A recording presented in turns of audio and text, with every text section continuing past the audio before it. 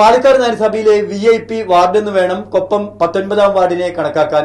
ഇത്തവണ കനത്ത പോരാട്ടമാണ് കൊപ്പം വാർഡിൽ നടക്കുന്നത്. കഴിഞ്ഞ 10 വർഷമായി BJP ജയിച്ചു വരുന്ന വാർഡ് നിലനിർത്താൻ ഇത്തവണ BJP മണ്ഡലം പ്രസിഡന്റും മുൻ കൌൺസിലറുമായ M ശശികുമാറിനെയാണ് രംഗത്തിറക്കിയിട്ടുള്ളത്. കഴിഞ്ഞ തവണ 15ാം വാർഡ് കൌൺസിലറായിരുന്നു ശശികുമാർ. പാലക്കാട് നഗരസഭാ പരിധിയിൽ അമൃത് പദ്ധതിയിലൂടെ നടപ്പിലാക്കിയ വികസന പ്രവർത്തനങ്ങൾക്ക് ജനങ്ങൾ പിന്തുണ നൽകുമെന്നും നിലവിൽ ജയം ഉറപ്പാണെന്നും ശശികുമാർ പറയുന്നു. എൻ്റെ പേര് ശശികുമാർ, BJPയുടെ 19ാം വാർഡ് സ്ഥാനാർത്ഥിയായിരുന്നു. കഴിഞ്ഞ കാലയളവിൽ ഞാൻ BJPയുടെ വാർഡ് 15 അയ്യപ്പുരം ഈസ്റ്റിലെ കൌൺസിലറായി പ്രവർത്തിച്ചിരുന്നു. അതിൻ്റെ ഒരു അനുഭവ സമ്പത്തുമായിട്ടാണ് ഇപ്പോൾ 19ാം വാർഡിലേക്ക് വരുന്നത്. 19ാം വാർഡിന്റെ ഒരു പ്രത്യേകത പറയുകയാണെങ്കിൽ പാലക്കാട് നഗരത്തിന്റെ ഹൃദയഭാഗമാണ്.